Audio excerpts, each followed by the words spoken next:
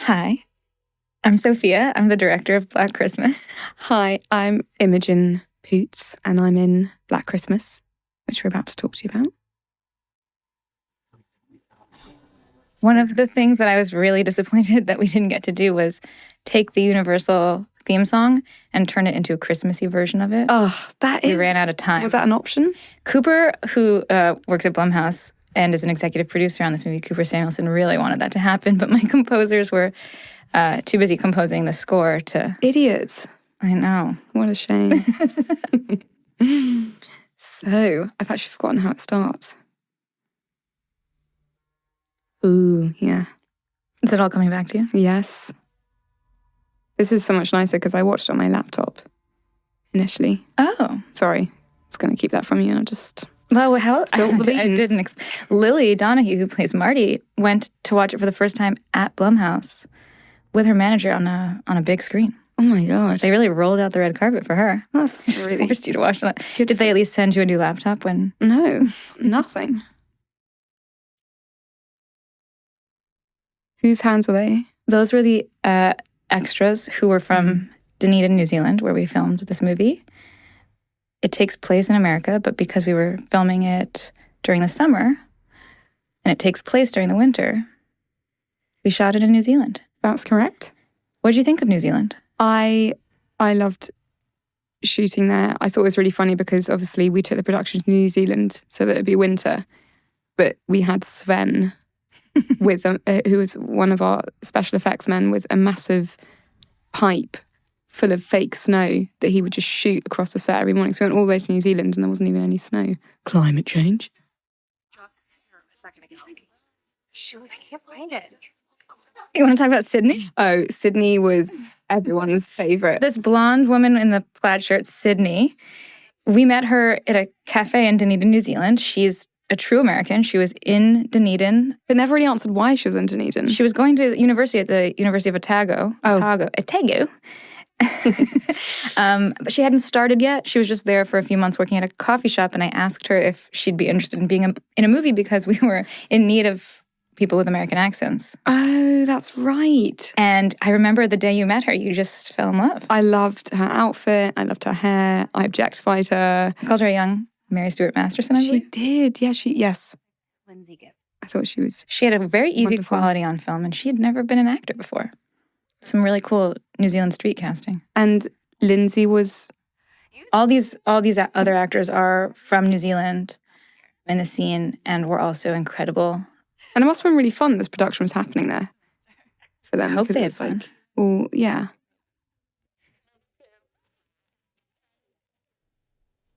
Yeah, Lucy, who plays Lindsay, and Zoe, who played Una. Exactly. This night was, I think it was the only day of shooting you had off. That's right. This was a wild night for me. Yes, this was a night shoot. So this movie came together really quickly in early 2019. Blumhouse approached me about making a new version of Black Christmas. They'd just gotten the rights, but they didn't have a script. And they knew they wanted it to come out Friday the 13th of December of this same year. So within 9 months, basically, I had to write. That's the producer, Adam. That's our producer, Adam. I had to write and co-write with my co-writer, April, and direct this movie. And so everything kind of came together really quickly, and our shoot was only 27 days. Yeah. So we had to cram a lot in this night. This whole sequence we shot in one night. Oh my goodness. And all this snow is fake because, again, it did not snow. Thank God for Sven. Thank God for Sven and his phallic snow machine. Yeah, what would you call that? A funnel or a pipe? I went for pipe. I don't think A that's accurate. hose is what I'd call it. Hose, yeah.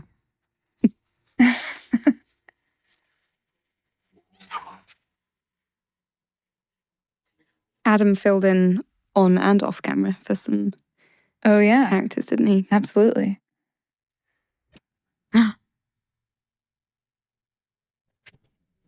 Johnny McBride was the name of the...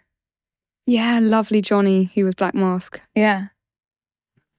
And we had a great stunt coordinator, Joe Costello. Joe was the best. I always liked watching Johnny in his Black Mask costume just standing around, just wearing his big skirt. Yeah. And sort of just such a lovely man. But And then when he wasn't working, he would wear glasses. And I always thought that was really funny to think of this really bad, scary dude. He actually, Black Mask did look very vulnerable when he was just sort of standing around with nothing to do. Was this actually, did it take a while for everyone to like relax and have a good time and like laugh? Or were they immediately really... I was so find that impressed really- with the yeah. extras. They were so committed. Later on, when they have to act really scared, I like watched all the takes. They just really went for it. It was so cool.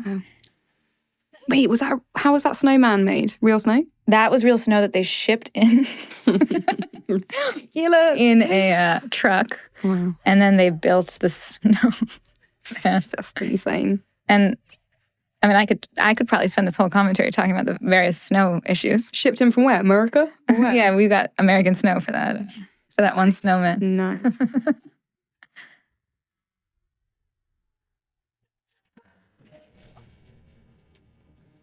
Lucy was really great, and she was a really good sport because in order to get like to that heightened state of fear, she and I just like stood screaming help, help, help, help, help over and over and over again. I love that shot.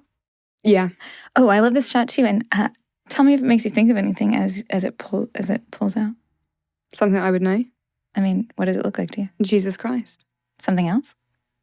As it Ooh, well the that- shape in the snow. Yeah. Oh gosh, it looks like an angel. no, no. Yeah, yes, but no. It really what does else? look like an angel. Also, Oh my god. And an angel. I thought that was a cool thing for a feminist movie. About. Yeah, that is. Would you call that an Easter egg? No. I would call that an Easter egg. This cat, we were not a fan. Why don't you talk a little bit about Rana? So Rana, was that the cat's name? I think so. Loved catnip. That's all we ever heard. Loved catnip, would respond to catnip, forget about it. Best cat you've ever worked with in your life. Cat hated catnip, didn't even care. Worse, was totally indifferent. And The cat was not a trained cat. Chloe Smith, our New Zealand producer, who was a fantastic, badass woman, told me a few days before the trained cat that we had, the trainer's mother is sick, so the cat's no longer going to be with us. But I've asked my friend to bring her cat. And it wasn't until after that day that I was informed that it was just a friend's cat. It was not a trained the cat. plot thickens because that's. I don't think I had that information. I Yeah. just thought. You just thought this was a really diva-esque cat. Yeah, like the cat thespian schools in New Zealand were subpar or something. Oh, that hair clip, that kept breaking. That kept breaking. This was the vintage piece that props had, and they were like, be really careful. And it kept smashing in my hand. You dropped it in the toilet. In my ogre hands. Did I drop it in the toilet? I remember you saying I dropped this in the toilet. Possibly. Mic pack. And Where did you find I remember doing this again and again and again, this scene. Oh, yeah. You were Yeah. really frustrated. Yeah, I remember you and I had a little bit of a, Yeah. Thing. what would we call that? A tussle? Yep. A tussle? It was like our only day, I felt. We had 2 days. I'm 2 so days? glad you only remember one. Yeah, I remember this day. You'll remember the other one. I don't know if we disagreed. We were just very tired and both wanted and needed different things. Would you say? Well, yeah, we basically, that shot that you guys just saw where it's like this big wide shot that reveals all the extras, we had a really hard time choreographing all the extras that day to make it look real. Right. And you were getting into the groove of the scene and you like didn't want to just be doing the wide shot over and over again. You're right. And I was like, well, we have to get the wide, like it was like, because it was like the first time seeing the sorority and I had this whole big idea. Yeah, this is a film image and it's not about your... Well, it's about you a lot of the time. 90% of the Let's time. give them a break. Let's show them the staircase. This is Maddie, who plays Helena, who is also from New Zealand. Yeah, And she was brilliant. Was incredible to work with. And because we had so little time, we were still rewriting as we were getting close to production. And there's like a big twist that happens in the movie around her character that we basically wrote at the very after casting her. Kind of just like fingers crossed she could handle, this big addition to her part. And she totally nailed it and was incredible. Yeah, she was an absolutely brilliant actress. Banana. Mm-hmm. Easter egg. I think we should Easter egg all the phallic symbols. Okay. Wait, my parents are dead? Maddie has a lot of really cool scenes. And she's, well, I guess we can't say anything. I think people will have watched the movie by the time they listen to this. Is that correct? It would be really funny to watch a movie for the first time like that. Yeah. I wouldn't recommend this watching If you experience. haven't watched the movie yet, stop. The fact that she's the only female who's complicit is really cool and definitely was necessary, wasn't it? Because Would you say that her character got enhanced closer? Yeah. To It was like the yeah. week before we were starting to shoot, and April and I were like, let's make her a double crosser. And I remember thinking, because, you know, someone says like 9 times out of 10, a girl's just with her boyfriend. I was like, that's a clue. And I thought it was important to acknowledge that some women maybe aren't as in line with the feminist cause as others. Mm-hmm. And acknowledge that like there's women who maybe side with the patriarchy. Yep. Particularly white women often. And so that was like a part of the conversation I wanted to add. Rather than just making it just seems more like complex that way, more nuanced. And just like girls are good and boys are bad. Yeah. And Caleb's character's obviously great antidote to that as well. Oh, I remember that. I kept finding that like actually terrifying every time they were about to throw the ball. Yeah. Because it ended up just not being in the movie. I know, but it's in the trailer. I know. Because my cheek did that like thing. Like you were scared. As a defense. This was a tough day. This was a difficult day for sure. I'd just like to point out the ant farm. For its switch of the creative next to him on his desk. Oh, yeah. That's an Easter egg. Gosh, I really remember. Okay. There's my favorite shot in the whole movie is in the scene, and I think it's going to come up soon. But you can talk, and then I'll interrupt you once that happens. The very language and logic. It's sort of this, like, see, swine is right next to his head. The invention of men. Now, who here can tell me what they think? Yeah, I thought you were so good this day, especially because I was having such a tough time. I remember like just being thrown back into school days next to Lily and I kept being told off for talking. Think that I love this scene. I loved it in the script, and think with their it was sort of, for me, this was my favourite. think with their brains Yeah, this line. that women live in men's worlds whether they like it or not. You said he. That's my favorite shot. Okay, so it says swine and the past and dissolving of self, which all sort of has to, I think those are Easter eggs. Yeah. But when you say women live in men's worlds, whether they like it or not, I felt that very strongly this day. Yes. And so listening to you say it really resonated with me emotionally. Really hit home.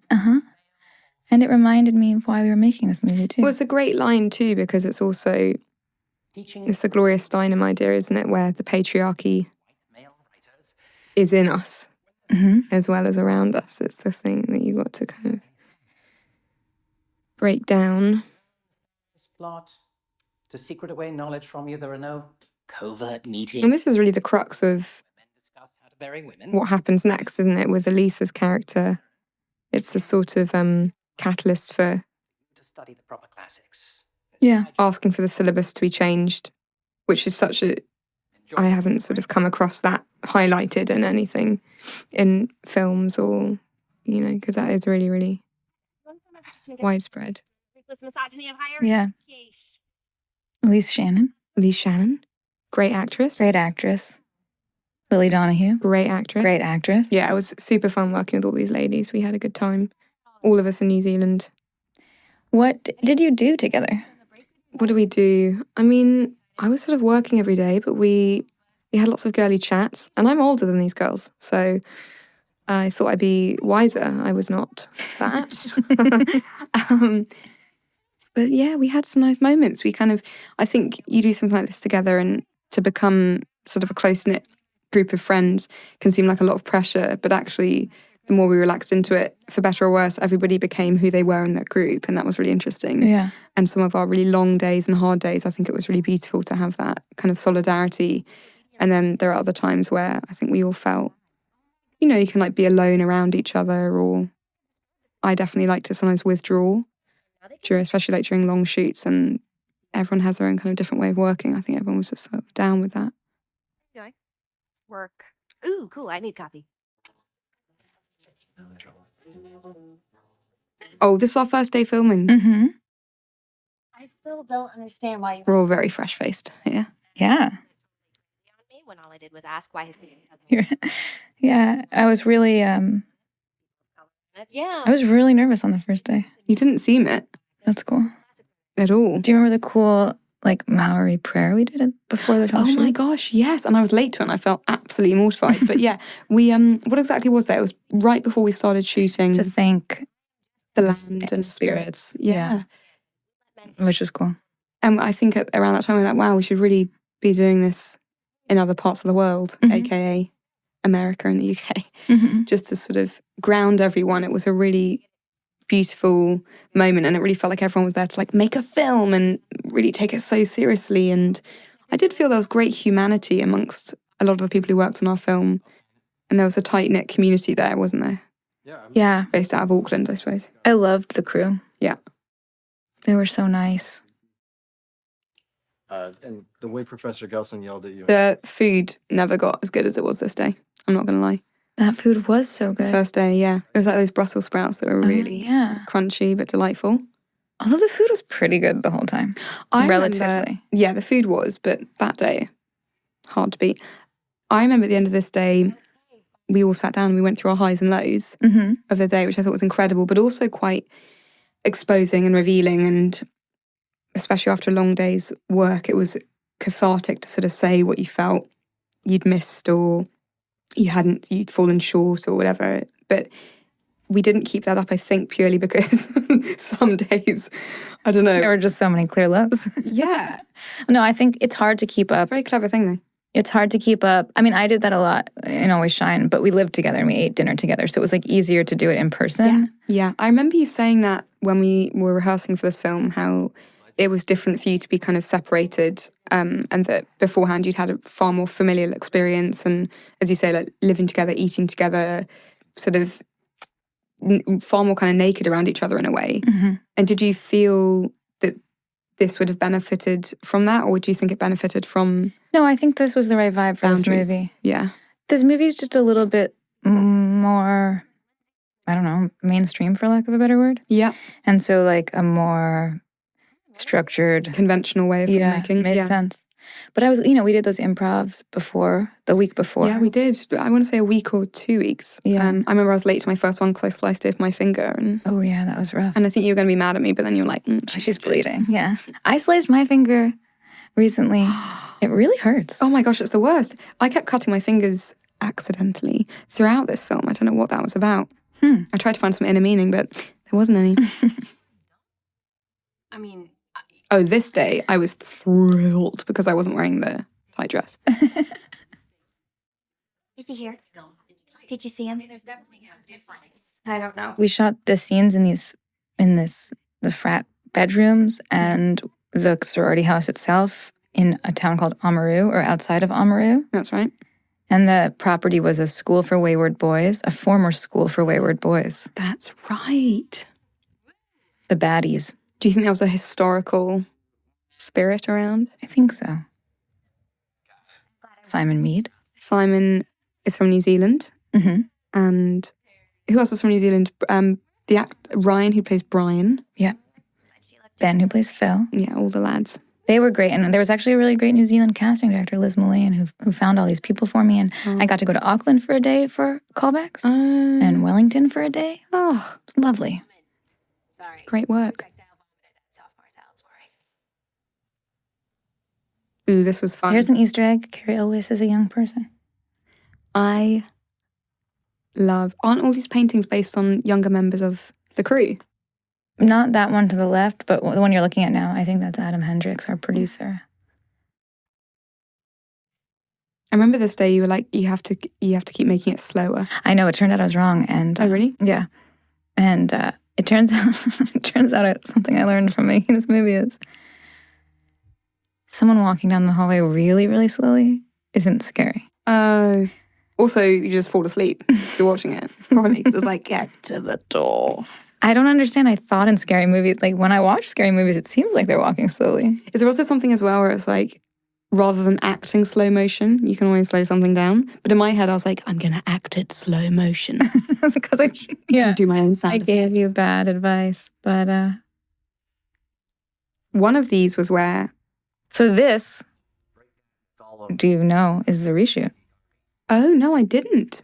I know, it blends in seamlessly. So this was something we ended up shooting after principal photography in Wow. Brooklyn, New York. But But this is that, so Brooklyn? New Zealand. Wow. Movie magic. That is really, It's worth doing just for the movie magic. really international movie magic.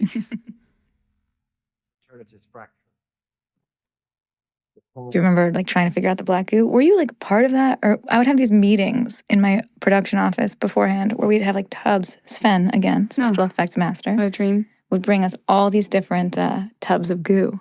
I remember those discussions taking place, and I also remember telling myself, there's absolutely no time to be wasted getting involved in those discussions. We ended up finding like some charcoal face mask that was the perfect. Yeah, I do Texture remember and you being color. disappointed by quite a few. You're like, Because it was like "Just gray. viscous. Yeah, it was. Yeah. I just got really. Everyone got quite hysterical, I think, over the goo, actually. The conversation sort of travelled around the set where I was like, well, Sophia's not happy with the goo. Not happy. I mean, I don't know what the problem is. It's like, well, the goo's not the goo. It's meant to be.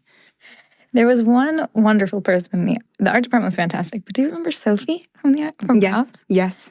I felt like she constantly was trying to make sure I was really happy with everything. She was always the one that was like, well, if she's not happy with it, we have to fix it. Yeah. Sophie, you can just tell, is sort of, She was great. yeah. You bitches are all the same. So this is Ben Black playing Phil. He is also from New Zealand. What I love about all the bad guys in this movie is they really remind me of 80s movie villains. Yeah, agreed. I know what you mean. They all have that look. And like, we haven't seen him yet, but the guy who plays Brian, Yeah. he like came in, he's had like long hair and was like into Dungeons and Dragons and stuff and was like kind of a nerdy, nice guy. Like the reader who was reading opposite with him, they were friends. And I was like, how do you know each other? And she's like, we played Dungeons and Dragons together. Oh my God. And he just turned, like he just cut his hair and just turned into that John Hughes villain. Do you think he so enjoyed the easily. haircut? Was he sort of like, Still, I don't know. Did you ever ask? wow, I didn't know that. I Yeah. feel like I've been misled or something. It's really, I know. Interesting. He's actually just a nice, non-rapey I remember guy. when I came in with my hair for this, they were like, we're going to make you really mousy. And I was like, I'm totally up for it. That sounds amazing. And How do you they feel? dyed my hair grey. Your hair's gray? Well, it's like mousy grey. But But I liked it. I thought, one of the things I thought we talked about, but now I can't tell from the color correction, is like that you had maybe had blonde hair, but then like stopped dyeing it so that there's like blonde on one part and brown on the top. Ow! After this movie, total digression, Mhm. I cut and dyed my hair. Blonde. Yeah, and then I hated it. So yesterday I dyed it back to brown. Oh, I saw it the other week and I loved it. I thought you had like a Sigourney Weaver vibe going on. Thank you. I just wasn't into the blonde. I Really? thought it looked phony. Couldn't get I used thought to it looked beautiful, but it looks beautiful now as well. Thank you. Oh, isn't one of these little... Oh, yeah, here's another candy cane. No, this isn't a candy. That's Brooklyn.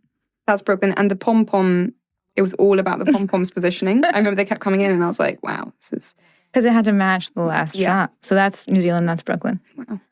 That's so cool. I know, it's mad. You can kind of tell, I think. I like to get the lighting exactly the same as well.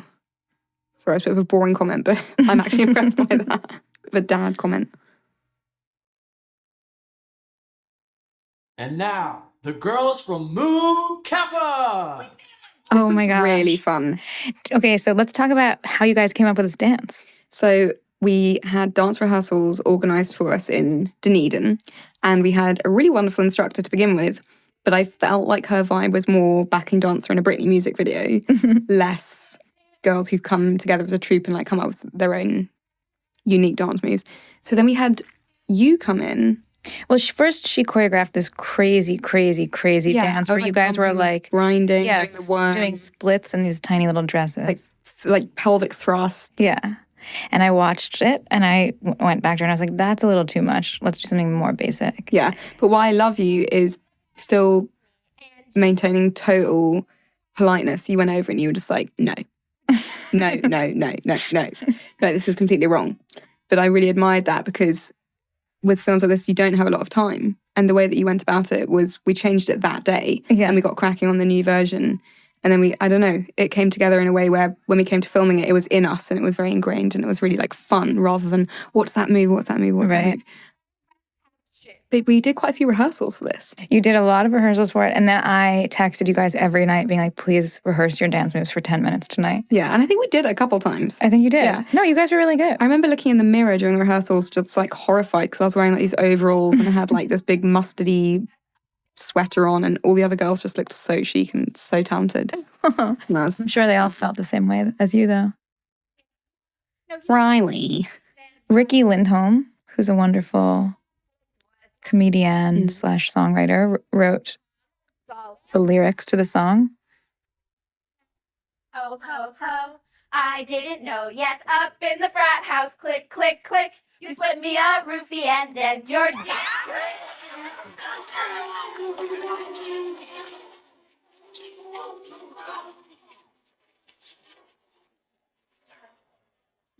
He's trying hardly not to rape another girl.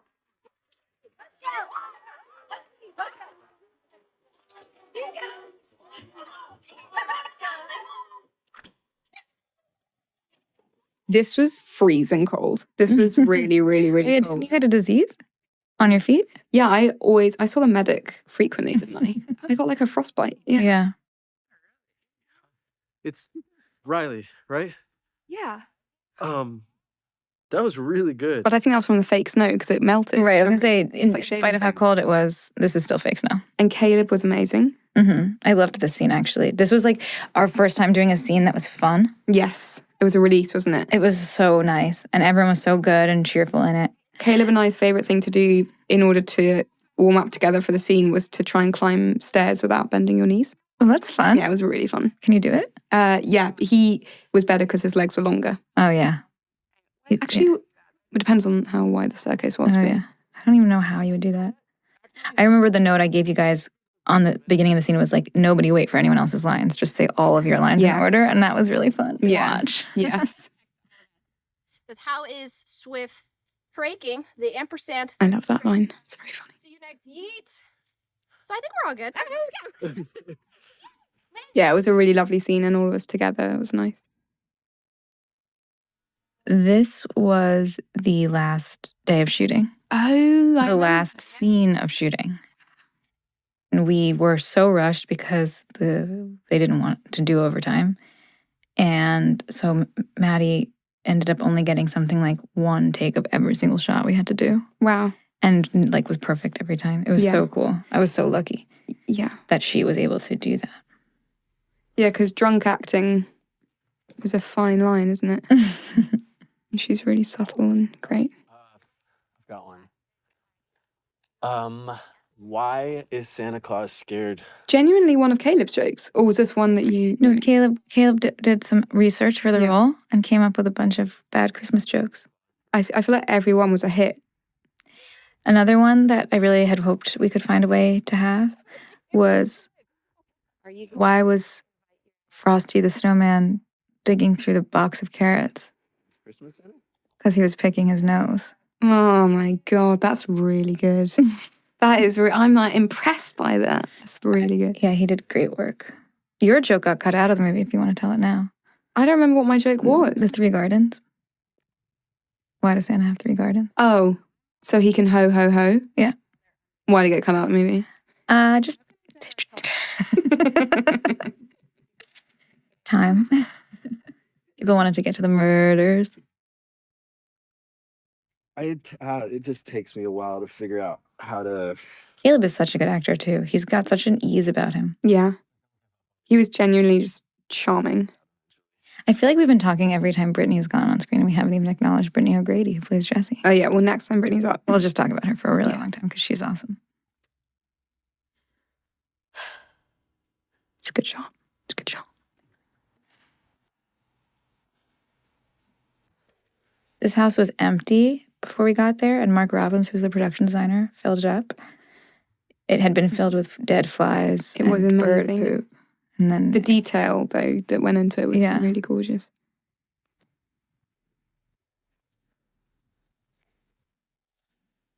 coming up with text messages, scary text messages, was really hard. Also, in general, just when you have to film inserts of the iPhone. Oh, yeah. Although, highest compliment I've ever got in my life was from our camera operator, Dana? Dana. who said, Imogen, you are absolutely excellent. Basically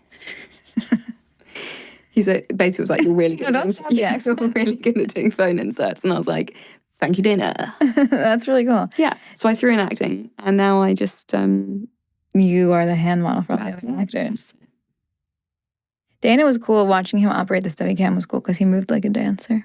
Yeah, he was amazing, super balletic, and he also loved. You could just tell, like, loved making the film. You always need a few of those people. Yeah, definitely. sprinkled around the crew.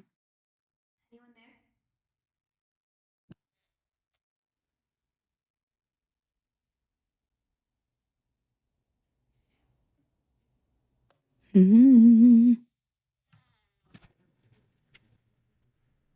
Was timing that ever difficult? Oh yeah, Like, to get the that was exact, so annoying. because I'm sure horror and genre has its own specific sort of beats you have to hit in a way where a shot like that Yeah. is too early or too late. Yeah, it was a lot of times too early or too late. There was a version where like it's right as the door is closing. I thought that would be cool, but that was too hard to tell. Why did we initially not have that? The dream? The dream to do with a flashback of the traumatic event that was not in the original script, but we added that. after the Because fact. screening it for some people, particularly, I guess this was interesting. Like younger people had a harder time really understanding what Riley's trauma was. Like that Right. the like subtle way we talked about sexual assault was like for someone who hadn't grown up and like And educated on it, or lucky enough to not experience it, kind of, it was a little bit less clear. So people wanted more specificity, but I also really didn't want it to seem like My sister. exploitative. So Yeah. that seemed like a good way to handle it. Promise to take good care of Claudette. I promise. And don't overfeed. What? Fran, Fran. love that character so much. Natalie. Natalie was great. She was so great. Except I did something so embarrassing. She did a take and I was like, I can hear your New Zealand accent. Can we do it again? And then she was like, I'm from Australia. Oh, that is a takedown. This is one of my favorite shots that I'm most proud of. It's all one shot. And so this was another one where cat. That black goo that we used was cat safe. I'm serious. I think they're planning a prank or something. I'm being really nervous the whole time that Cat was going to jump out of Mhm. my arms. What does the tail wagging mean in cat language? I think it means either they like you or they don't like you. Interesting. Either or. Well, yeah, you can. If we got there in time, though. Hey, did you get this door fixed yet? Go, right? One thing that was fun about this film, amongst other things, is the fact that I never fell over. I filmed in the snow in Canada in the Arctic vortex so many times and slipped every second. Wow. But here, it never happened. That's really impressive. I don't know. Claudette? Must have been those cool Danner boots that Must we have both been. were wearing. Yeah, didn't you steal my costume I and did. wear it throughout the film? Yes. The things that weren't used. The things that weren't used. Sophia had a Just to feel purple- close to you. We had your purple director Oh my jacket. gosh, my director jacket, which was a remnant of Chris's wardrobe, but You love couldn't it. be worn on screen because it would moire. But you'd always wear it like over or under another jacket. So I thought it was interesting. Double jacket. Well, one was just like a light summer jacket, but it was more for fashion. Right. And the other was to keep me warm in the freezing New Zealand tundra, snowless I tundra. remember when you first got to New Zealand, you texted me and you were like, after a million connections, all of my bags were missing. And then you got carted around Dunedin, I guess, to find some. Yeah, that was really, I cried so hard. Wow, I'm really having a moment right now while we're watching this where right now it's December the 2nd. Uh-huh. We wrapped this film August 2nd. Uh-huh. I remember that. I can like see it Yeah. on my itinerary. And here we are. Like that is a wild turnaround. That is just totally nuts. That is crazy. I remember this day when we walked through the warehouse and there was just a room full of Christmas trees and it was like movie magic where literally outside of this room was just like a garbage Yeah. world of boxes and wires. Yeah. This was our day too. Spend whatever. You can tell. Again, everyone's just got like lovely complexions. There's Brittany. Oh yeah, Brittany's on screen. Let's talk about how great she is. Brittany is wonderful. She's so open-hearted. She's really sweet. She has a tea for everything. Mhm. Everything. Yep. Really into crystals and astrology, Yep. which I am too. And it's great to have someone like that around. She's always had positive energy on set, which is Mhm. great. Do you remember Alani, the boom operator, who read the lines for you in this? Or not boom operator. Well, she did operate the boom sometimes. Sandy was maybe the boom operator. Yeah, Alani was sound utility / boom op. Was there somebody who would offer to read the lines who we shut down? Because there are people like me. Oh, I just didn't. What I said, I didn't want you to do it. No, I don't know. Were you busy directing? I got the vibe that people didn't want me to do it. But I'm just like, it's my time to shine.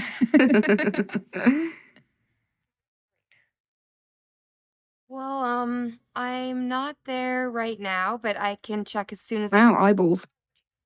Big eyeballs, just then. Beautiful, big, beautiful eyes. See more stuff. Yeah.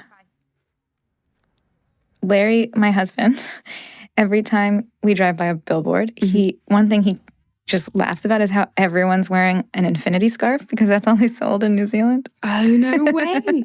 You mean the fact there's no end? Yeah. That's hilarious. So just seeing you wearing this now makes me... Why do they only have infinity scarves? I don't know, but they really, like, that was all we had. That's hilarious. I have one I still wear. I didn't know that. Here's a cool little factoid. In this scene, in this room, behind that door, Black Mask is standing. Yes, correct. But I thought that was the same with the Helena shot we saw as well, right? He was supposed to be behind the door. So I guess he's always chilling behind the door. He's like hiding out in this room right now. But could he have like stuck to the ceiling? Are there any kind of superpower attributes? It's funny. There's so many of him. He thought he could fly or... Yeah. There's so many of him. Do you remember taking that pic? I remember taking that picture. I remember because I was wearing like a tiny... Again, just like a tiny mini skirt and we were outside. Poor me. And your legs weren't in that at all. Well, because I was like, it has to look like summertime. Yes. All the time. Anyway, if we had stayed in that shot, you would have seen him. Instead, we cut out of it. Oh. Her phone's off. I love that couch. There was a big argument with the art department about whether that couch was... Michelle, the set dresser, did not like that couch in pictures, and I said, I love that couch and I want it in the movie. It was in the house. Why did she not like the couch? I don't know. We had different taste, I guess. But then she saw it in person and she was like, oh no, it's not bad. That cushion's funny. Yeah. Why are you so grouchy right now? I'm not being grouchy. I just want to get the tree up. I kind of pulled this from The Shining. Yes. I remember saying, I just watched The Shining and I noticed. I love this. Have you ever made ham? No, I haven't. But I love the way Brittany... She was so good at that kind of dumb, not dumb in a bad way. Well, such a like well-worn trope of a female character. There's like a ditzy one. Yeah. And Brittany was so well-meaning with it that you kind of... Yeah, it didn't feel stupid. It felt like... naive. Yeah, sweet. I always loved these shots because it was just like walking. And you're walking and you'll get coffee, come back and do some walking. And you'd be like, amazing. And it's just so good. I would say that to you sometimes, right? Yeah, you would, yeah.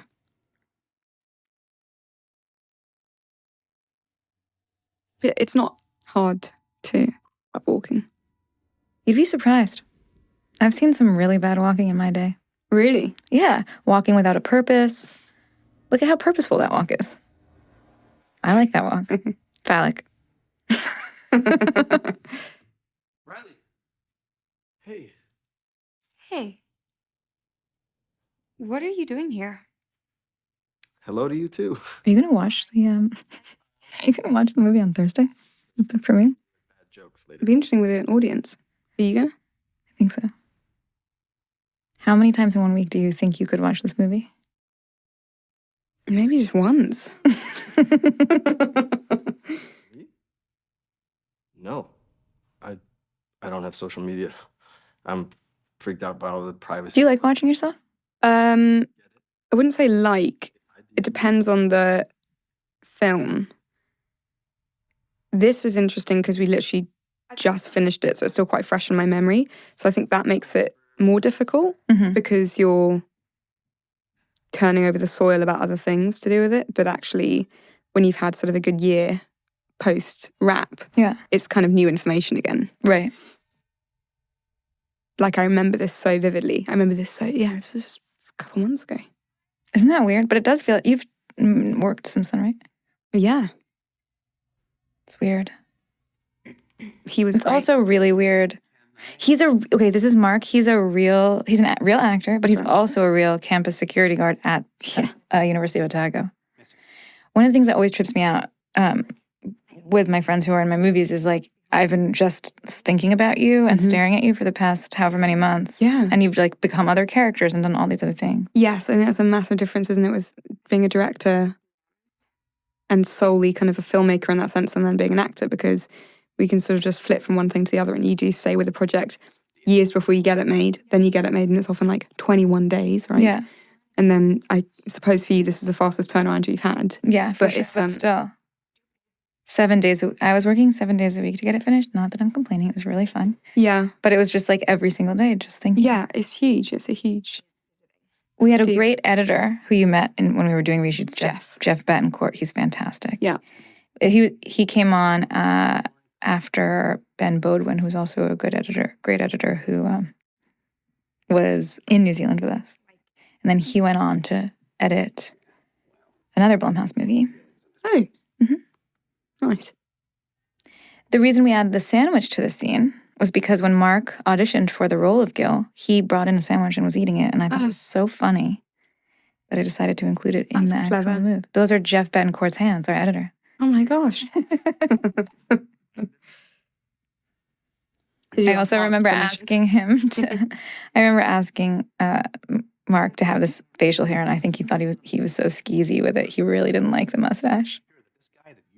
But he was so good. He was really funny. Say that she was locked in the basement. And he was into it. Something that was really moving to me was how many men who were involved in making this movie were like down for the cause and wanting to make a movie that explored like the oppressiveness of the patriarchy. So true. Anybody home? This was the other day that we had a tough time. I not to remind you. Oh yeah, I do remember this. But I think I was in my head, wasn't I? I got you in your head. It was yes. Did this call for a lunchtime beanbag chat in my room? Where this called for a lunchtime trailer chat. Actually, should I just say? Actually, it wasn't a beanbag. Actually, we did a take, and you were like, "I have to take a break," and we stopped working for a second, and you and I went and had a talk. It wasn't even lunchtime. Right. To kind of just midday talk. Examine what we wanted. Yeah, in the scene. Exactly. And I'm very sorry for. I didn't like say let's take a break so I could have a Kit Kat. Though. Like, do you have Kit Kats in America? Yeah. Are they American? Yeah, I think they are Hershey's. Sometimes you get a finger and it's all chocolate. A finger. Mm. I remember this. There was a lot of fake snow, but this was like kind of on the ground. It was like, it wasn't the diapers. Yes, it was what's inside of a baby diaper. So it's like, it was almost plastic or something. Yeah, it was weird. It got stuck in your shoe. Hopefully not contributing too much to it. Because New Zealand's incredibly eco-forward, isn't it? It really is. This was a tough day, too. Yeah. That was a tough day. Yeah, it's very incredibly eco-friendly. No water bottles. Nonsense. No water bottles. And in general, I just felt the country itself was really, really... They were shooting Avatar at the same time in New Zealand as we were shooting. And James Cameron had just said something like, they shouldn't make lambs anymore for eating or something. And I remember all the Kiwis were really up in arms about that. Wow. A bit too far. I think it only right Miss Waterson remove the video. It's online. Now, which key is it? Well, I'm not entirely sure how these things work, but it did seem to be heavily watched.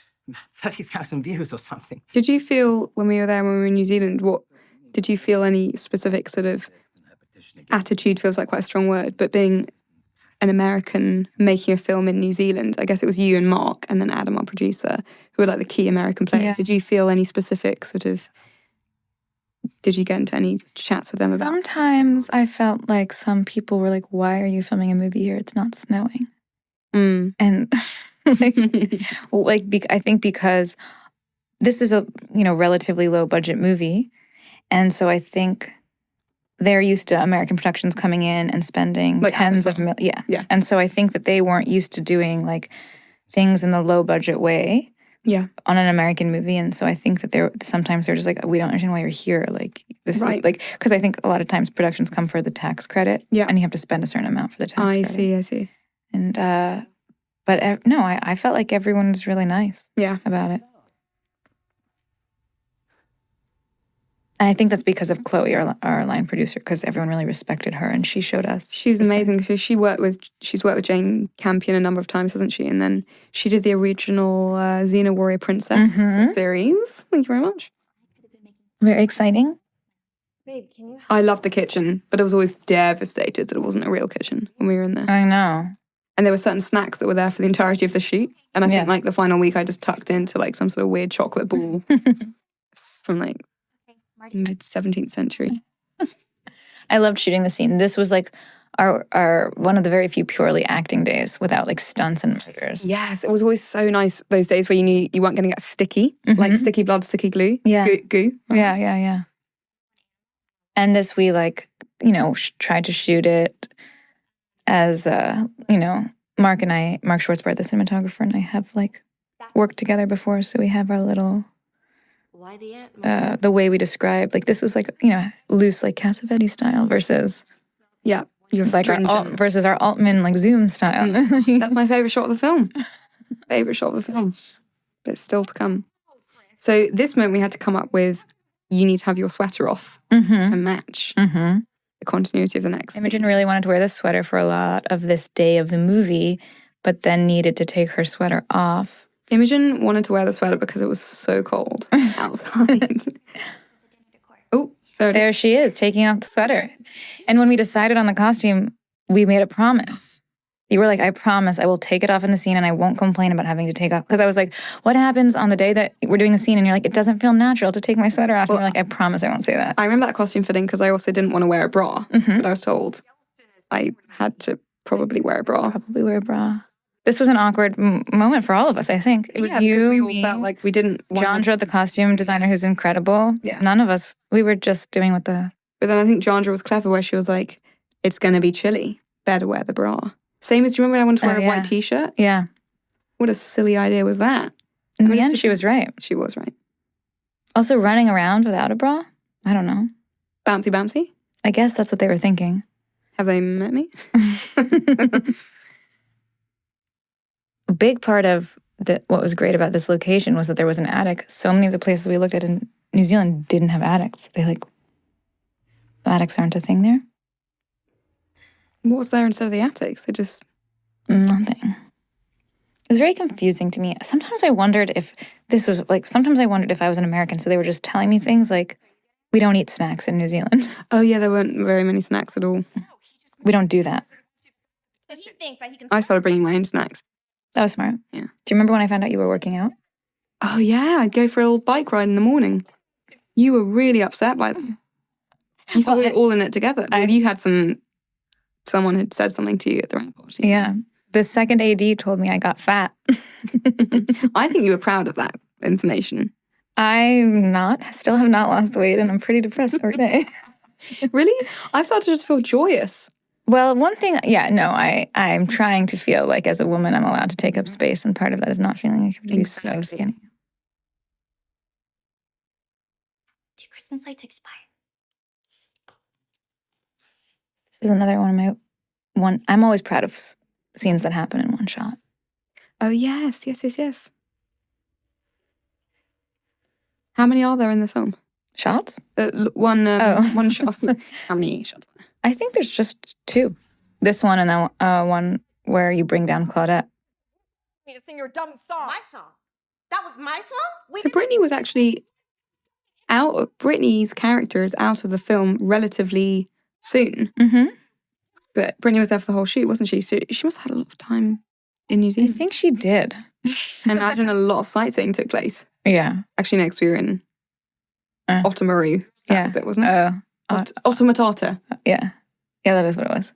Otomatata. Like this was gonna happen. Okay, you humiliated those guys up there. Of course they're pissed. I love this scene too because it reminds me of so many fights men and women have had with each other. Women were just bimbos who like. Or at least in my relationship. Oh, yeah. How? Why aren't you allowed to say all this shit about men and we're supposed to just sit here and take I'm really proud, though, that Marty just doesn't get vicious. She's very calm. Yeah. Just not offend me? Did you just No, Cannot relate. Chris, okay? I'm not. But you just lumped me in with the bad ones because I'm a man. Nobody is calling you a rapist. Why? With your man-hating. Man-hating? What did I say that was so offensive? Just calm down. We're trying to have Has the all men line happened yet? Yeah. It just That's happened. a great line. What would you do if I just...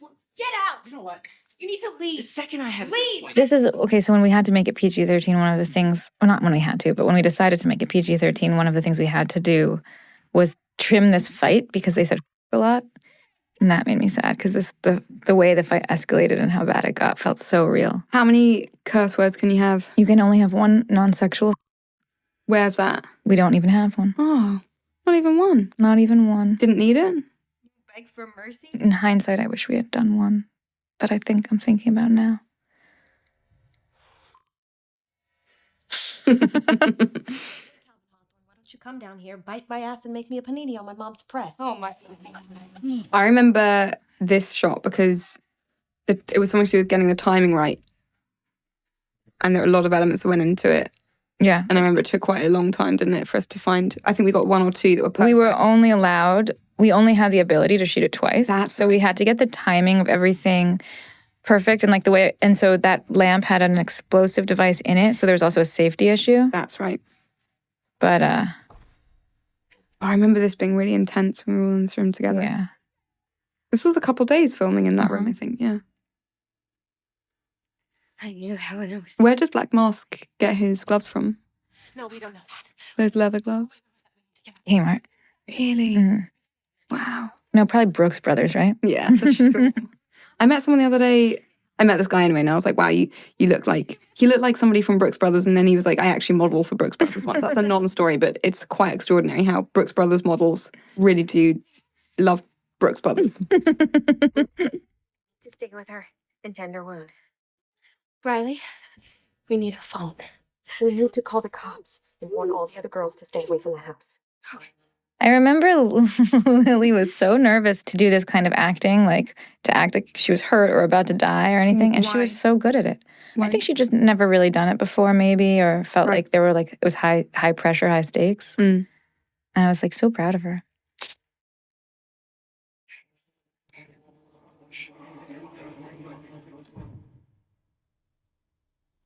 Was that snow? I don't snow machine? remember. Or was it CGI? I think that snow was Sven Snow. I loved all the lights when Mark, our DOP, was doing the light test, camera test at the beginning of the shoot. And unlike other ones where you're wearing a costume in front of the camera and the lights and everything, there was sort of like red lights and green lights, and it was really exciting. Do you remember that day? Mm-hmm. And getting in the mood to make a Christmas film, you just knew it was going to be visually really... Yeah, we talked a lot about pretty. just in this section of the movie, really only lighting this movie with Christmas lights. Because also what's coming up later with the Black Mask is the red filter. Right? Mm-hmm. Was that a nod to anything in particular to have these sort of lights? No, I don't think so. Nicholas Winding. No, I don't think I'd ever reference him, although his movies are great. But yeah, this was more Mark's... That's it, yeah. I'd say that as when working with a cinematographer, I think less about lighting and more about like camera operating. Mm-hmm. I remember that stick. Mm-hmm. There was a rubber version as well. It was a little bit bendy. So you had to make sure you had the right one. Less Scooby-Doo. I remember we'd reference Scooby-Doo a lot. And be like, is this a Scooby-Doo moment? Or, yeah. I really love it when it's just the four of us. Jesse. We've got to find her. We're ants, Chris. Ants, like the Ant farm. ant farm. Nice. Nice work. Thank you. Well, because, she said earlier, ants are a unit. It's like a leitmotif. Yes. Yes. So yeah, here's the green. Yeah, loving that. Then it'll soon be red. You made a film called Green. I did. But no green lighting. Lights. Mm. We actually pulled back a bit of the red with Pankaj, our colorist at Technicolor, Oh. who was a wonderful person to work with. Why pull back the red? It was too... It felt a little too on the nose. Nicholas Wender Griffin-y. Yeah. And we thought it would be scarier if it seemed a little bit more realistic. Also, see how like one side is yellow and one side is red? Yeah. Oh, that's interesting. I don't know why. I remember in this room where Lily is currently, I was really excited because there were loads of boxes of tampons. Tampons are expensive, ladies. And might have taken a few. Yeah. Wait, so speaking of tampons. Yeah. You guys never sunk up, did you? All the women in the movie? You didn't live together, No. so. We didn't. I think... Was the movie long? Did we even shoot long enough for everyone to get their multiple periods? Yeah. Okay. Because the flight alone would give you like 10 more periods than you asked for. Oh, when I fly, I get fewer periods. Oh, really? Yeah. But then in fact, I didn't get my period when we were shooting. I just remembered How that. suspicious. You're getting close to anyone else.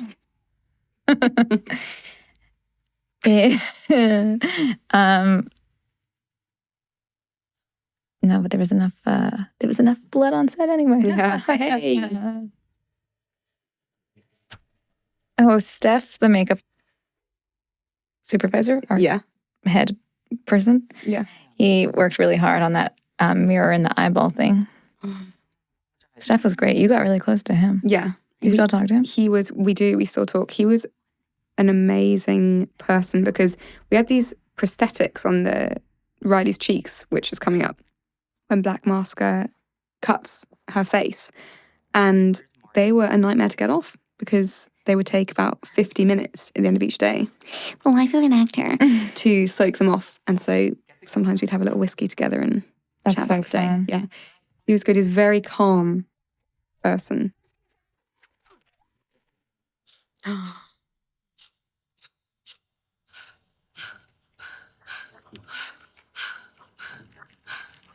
This was your nod to... Also The Shining. Shining. But, in fact, we cut. It was cut? Not by my choice. People thought that it was, like, too goofy. Too obvious. Like, too much of a reference. Oh, really? In a moment that should be at, like, high tension. And I suppose... I thought it was great. If I did a director's cut, I would put that in there. Really? Yeah. Was Maybe it don't let me do you a fought director's hard on? Mm-hmm. Till the last little run when it became clear. Yeah, that must be very frustrating. Are you able to sort of say to yourself, well, I have something else here, so if I have to... So do you know when you're going into your editing process that ultimately you're going to have to give up Well, something? This was the first time I've ever had to do that. Right. Because, this was a director for hire job. Okay, But yeah. Overall, Blumhouse was really, really supportive of me making the movie I wanted to make. So I wouldn't, you know what I mean? Like, it's not like this isn't the movie I wanted to make. Yeah. There were just like little things like that. And then, there were things where I was like, well, no, I definitely don't want to cut that. And I'm going to go to the grave for that one. Yeah, like the zoom shot, which is something like the snap zoom. I would have been really worried, I think, if you'd had to have cut that, because that to me was sort of so intrinsic to you as a filmmaker and what I've loved about your just like inherent goofiness. Thanks. I would have been really sad. I would have been Me too. No, you got to do the snap zoom. Stripping Sophia of her. Yeah. No. Oh, God. So this was a crazy day for Simon because he had to lie on the ground all day long with an arrow in his face. There are really bad days on set for actors when they have to stay in one position for a very long time. And that's what makes acting really difficult. Tossing garbage into a truck, however, is probably just an easy day in comparison to that.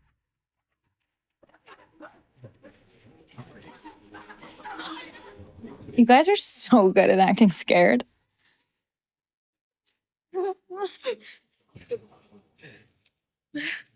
There's a really horrible pressure during genre films where, especially scenes like this and storylines like this, where you've got a really goofy center. So the idea of Black Mask and the supernatural, but having to make sure that we're all feeling the truth of it, or we're all thinking in a kind of realistic way. Otherwise, something doesn't click, does it? Yeah, how do you do it?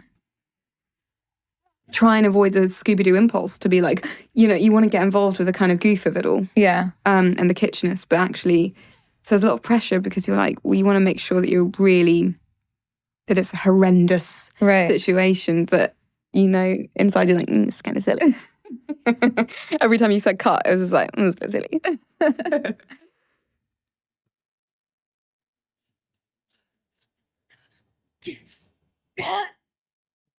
At this point, this was also further on in our film shoot. I think we only really had like a week left or something. Mm-hmm.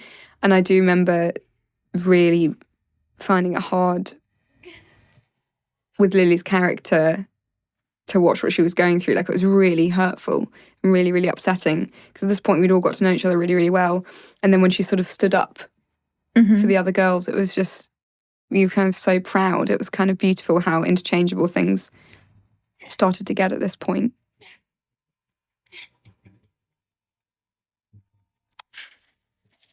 I just remembered.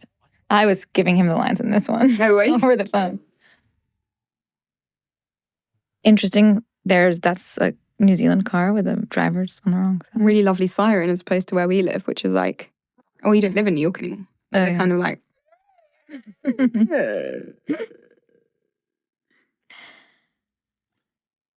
Not that any sirens are lovely. Okay, can I ask you a question about acting? Okay.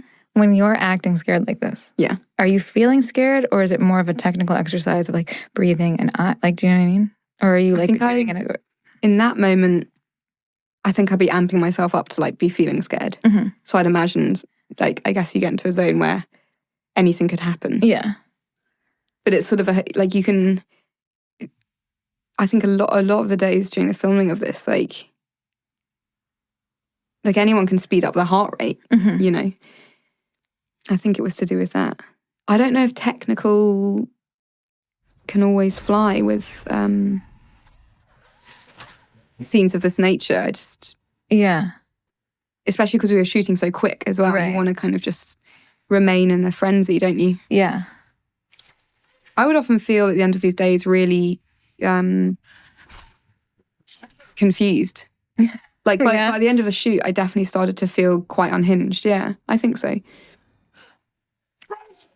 Because you're training your brain to sort of be readily available to something which is so hyper real and heightened. And then you go back for the night and you know, because we're filming on location too, weren't we? So it's a lot.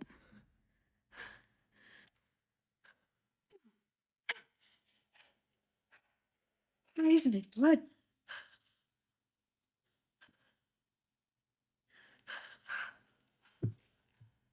When we tried to find a light switch that wasn't there, didn't we? So we made up a light switch. Yeah, because the light switches in New Zealand don't look like the light switches in was that why? the States.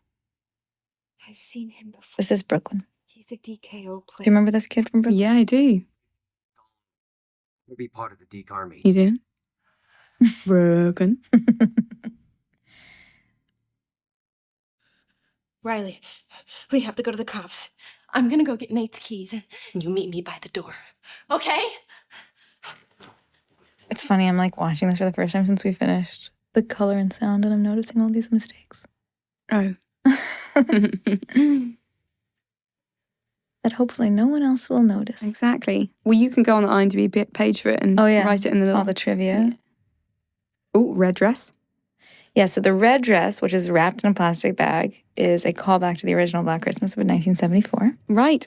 Where the first woman there gets killed by suffocating in a plastic bag. Yeah. What we did in this movie was had a lot of the same weapons that the women were killed with in the original be used by the women to kill the men in this one. Oh, clever. So like the glass unicorn, the plastic bag. How do some of these shots look really quick? Do you speed it up a bit? Like some of them, even when we were grabbing the knives earlier out of the ham, it sort of seemed almost... I don't know why. I think they shot it in a different frame rate, yeah. Or maybe you're just really fast. Super fast when I want to be, yeah. That might have been Adam Hendricks, our producer, as well. He's really a jack of all trades. This pink shovel. Loved the pink shovel. Fantastic. Sophie Durham. Yeah. our props master, ordered it from Maine. Oh. And had it shipped at her own expense. Because I loved it. It's in my mind. It's one of my favorite. And it's also in my favorite shot of the film, which is the zoo. I remember this being quite scary. It's the same thing, a fear I have of like running up the stairs with someone behind you, like someone trying to fire an arrow when you're getting into the car. Yeah. Terrifying, high stakes. Very high. This was reshoot. Brooklyn. No, I mean, I saw that. There's one shot from New Zealand here. I was going to say this was our second day of shooting too, but actually that didn't make it into the movie. Our second day of shooting, we shot this scene.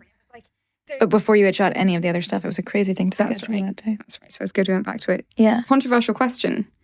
Did the word feel get put into the scene and taken and it would replace something else? Yes. You say, I felt it. Yeah. It's an interesting conundrum that, isn't it, when it comes down to that being... Is that something that you feel strongly about? No, you said this felt different. This felt different. But it's funny, considering all of the incidents where someone's feelings have not been credible. They've been dismissed as feelings rather than what actually happened. Right. And so it's sort of, it's a... Right. It's a hard one, isn't it? It's like there is a beautiful sense of... I do agree that when I think the fight or flight trait is put... and behaviour is put to masculinity, and then with femininity there's more of a sort of sense of nurturing and maternal instinct and all this stuff. But to say you feel something, I feel like we were struggling with some things like that on the job, where ultimately it's a film that we're all collaborating on, but it doesn't mean that everyone agrees on certain words that are used or lines that are said or shots that are used. Yeah. Are lying dead in our house right now. Yeah, I think I had this conversation with you where it was just like, sometimes we like this idea that like Riley's intuition is leading her to the truth, and that so often women are taught to ignore their intuition. Yeah. And that their feelings are actually like there to guide them. But the counter to that, or like some extra thing about that, is that when sometimes if I don't want to seem threatening or overbearing, I'll use the word feel instead of something more concrete to soften. Yes. And so like to make sure that what we're doing is showing the strength of intuition rather than like using feelings as a way to... Yeah, very good point. You're right, people do say I feel to sort of break something gently. I just feel like maybe we shouldn't do it that way. Yeah.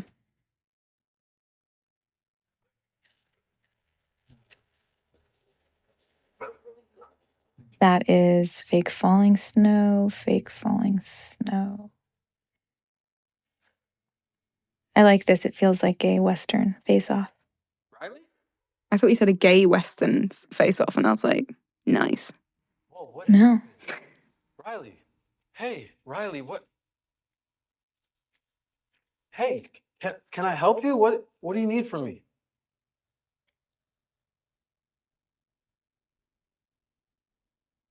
We really want to help. Oh, wait till you see something else. So this was New Zealand. That was New Zealand. This is Pasadena. Stop. What are you doing? The viewers are going to be so confused. I'm sure they'll all know. Just going to finish my coffee though. The potatoes, pies, and cabbage soup. We need to go. This is Brooklyn. Bear in mind that whenever anybody got in or out of the car during filming, there was a massive reset about the hair. Because of my favourite thing, the snow. So it was like you had to pick it out bit by bit.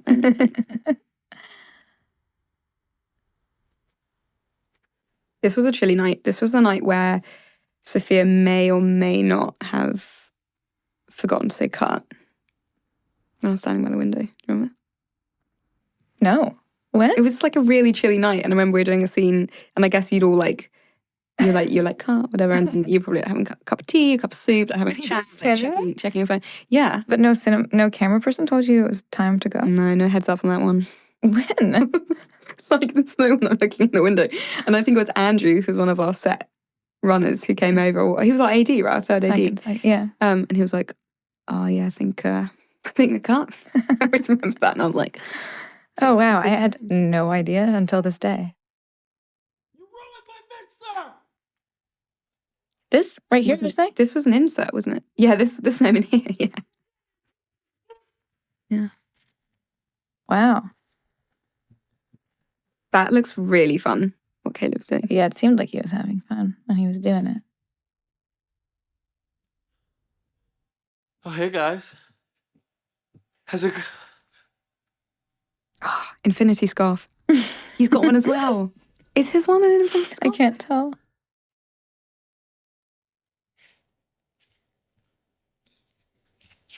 What do you want, Chris? I want I want you to suck a fat fart because you just got Zeta'd. I know for a fact you're not. We called cut here, though, right? This was a really cold day. I do remember that. This was where it was the coldest. This was in that town, Ernsklu. Oh, yeah, the farm. The farm. We have not been calling out all the Keep going. palaces.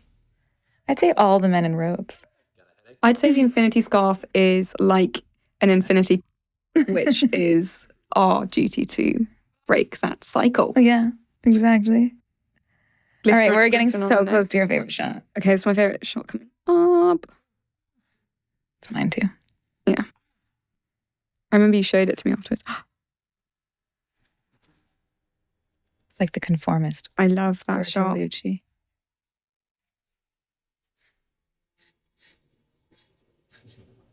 It's interesting watching it a second time. Obviously, like half watching it, but Oh, thank God you're here. Do you feel differently?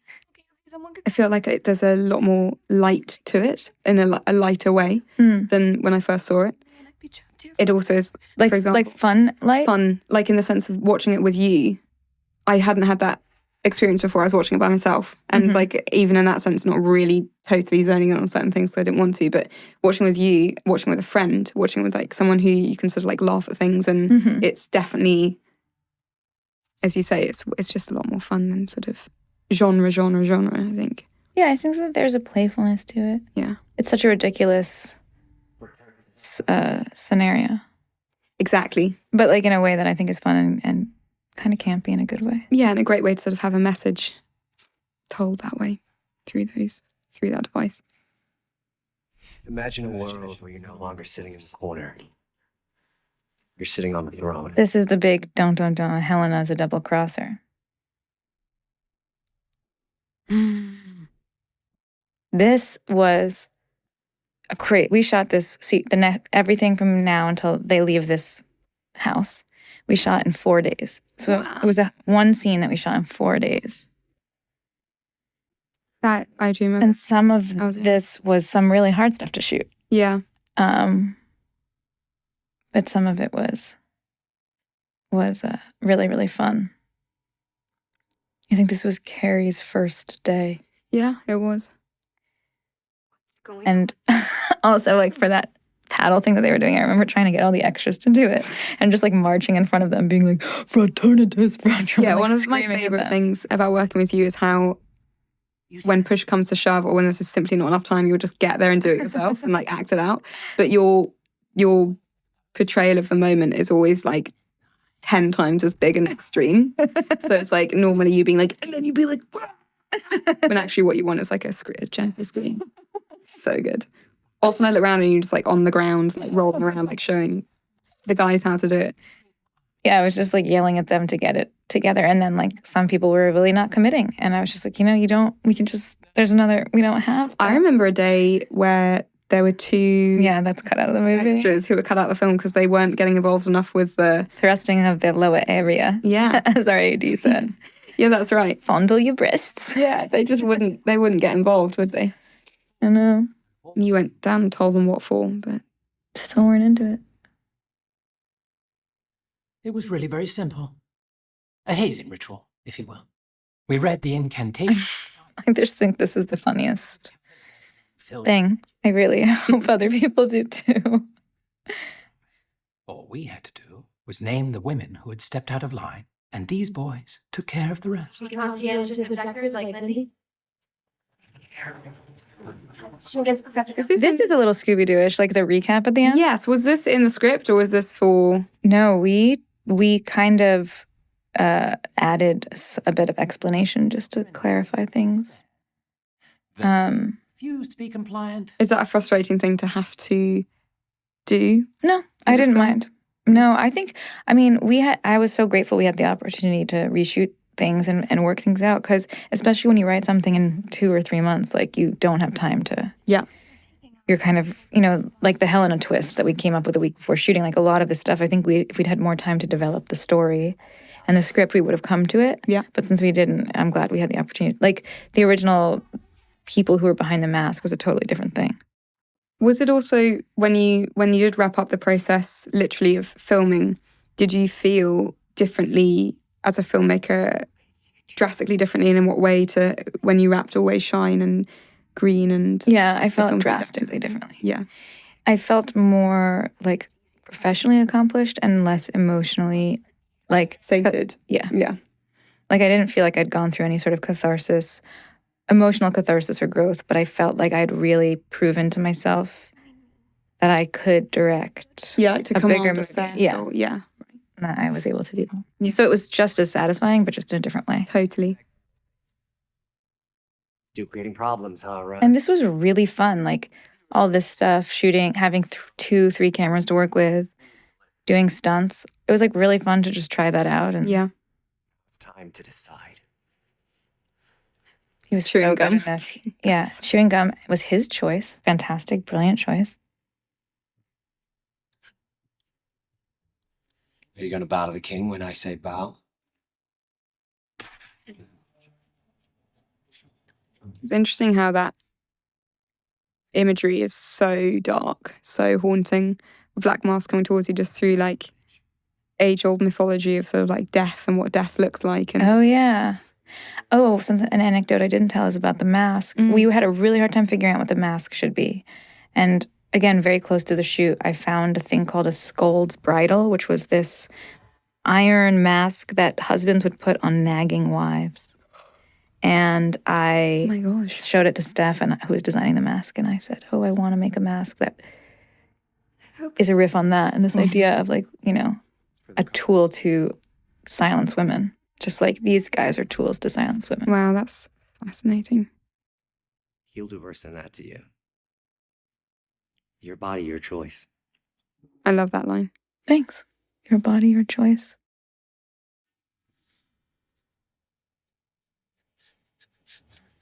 I'll bow. I'll bow. I'll be good. Yeah, that's right, bitch. You dragged my name through the mud. You lied about what happened and tried to destroy me. I told you guys I could get her to do it. Huh? That comb. That comb. That's why I couldn't get broken too many times. Has a lot of close-ups. One day, someone will tell everyone what you did, and people will believe her. Yeah. It's a good line. See no evil, boys.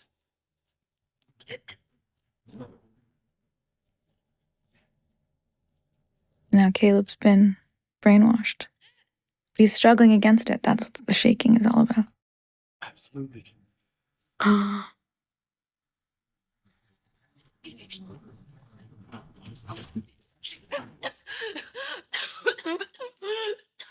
You messed with the wrong sisters.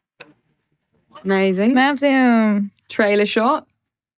Yeah, I remember watching this shot where, like, the profile of everyone running in and feeling so excited by it just, like, felt like a very moving, exciting moment to have in the movie. It was also really funny. I remember when we were rehearsing it and Mark full on started giggling. Our DOP just started giggling because the girls fighting each other with the strings of tinsel. He was like, this is ridiculous. This is great.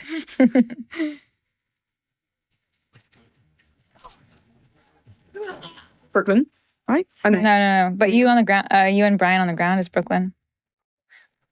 Elise was so good at fighting. John Costello was like our biggest fan. Yeah, I was just like, she's so good. She should be in stunt. Action star. Yeah, I love that that's like the highest merit. It's like, you should be an action star. It's like, what does that mean these days? Yeah, this is Brooklyn. This is Brooklyn. This is Brooklyn. This is Brooklyn. Wig, blonde wig. New Zealand. I thought everyone was so good at acting like they were fighting. It also raises the stakes, isn't it? When you've got everybody in, it's like dance company. You have to hold your corner. Yeah. Otherwise, it's just really embarrassing. My favourite memory is coming up, which is not in the film, but when I lifted the bust. Inside the bus. So over here, Riley's scrambling upstairs, goes to grab the bus, and when we actually shot this, a big, wet Don't you see? sponge, which had been soaked in goo for hours, just slopped out the bottom of the bus into a flat on the ground, and it was the most anticlimactic, like somehow humiliating feeling, like the bus had just taken a massive dump on the ground. Yeah, that was so funny. A little bit of light relief. Yeah. After days of fighting. Oh, this was a line we had to cut because of PG-13, but she says suck my. Oh, that wasn't on the film. You can't say suck my in PG-13. Were you upset about that? I was really bummed about that. Wow, I'm learning about these things which must have been really difficult to come to terms with. Like, well, the frustrating thing about things like that, like, there's all this violence in movies that are PG-13. Right. It's just like, suck my. That's not like bad influence, man. No. That's female empowerment. Suck my. Yeah. So it was a little frustrating. But so you can't say it was a bad. You can't. You can't say suck my. You can say don't be a dick. I wonder if you can say don't be a. You can't do it. It's the sexuality.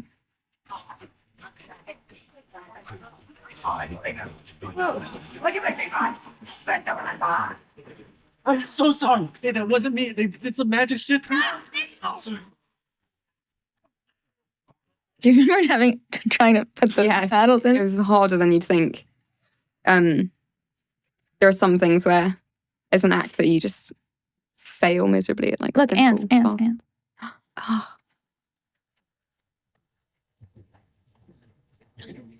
It's always quite scary, I think, when you're shooting and you have to do a fire sequence. Oh yeah, because ultimately there are people who are experts, but you're just trusting some random strangers. Yeah. And something else we had to take out of this movie was Galveston on fire physically. Oh yeah, right. That's not in there because that's not allowed, and that was really scary to have to set a guy on fire. Disappointing we didn't get to use it. Yeah, I think that was Johnny as well. He did that was Johnny. fire stunt. Who was He worked so hard. Everyone did. Yeah, that's something you wouldn't know from the film watching it. But Johnny, who was Black Mask, is basically on set every single day. Is actually is sort of faceless people you never see who are part of the project. Like Casey Affleck in Ghost Story. He played the ghost. Yeah. But did he? And then there's the song we wrote. Did you hear this yet? No, I don't think so. Oh, that's so great. I love the end credits. They're beautiful. Who? Teddy Blanks. Oh, great title designer, graphic designer. Really beautiful. Yeah, he's fantastic. He did Always Shine and Wild Canaries. Oh, nice. He's great. So you got Mark, your DOP. I got Teddy. You got Teddy. That was it. You got to cast who you wanted. I got Imogen Poots. That's true. Well, no, but you did. I did. I feel like when we were talking early on, you had people in mind or actors you were really excited about, and I feel like you got them all. Definitely. Well, thanks for listening to this. Thanks for listening to our little chatteroo about our film that we made, and it's it's Blair interesting. Brothers, great music. Oh, they're wonderful, and you know their brother. And Macon Blair is one of my favorite living filmmakers and people. I didn't make the connection that they were all related, although I knew that they did the music. Ridiculously talented people. It's Blair. Look, it's you. What a silly name. Isn't it lovely in that? There's one more little thing after all the names. Oh, great. Okay. It's like for the people who are patient enough to sit through. Oh my gosh. What do you think it is? How can we keep you guys listening for this final reveal? Wait till you see this. Ooh. Look at that. It's quite grim. There you go. Now, thanks for watching. Thanks for watching.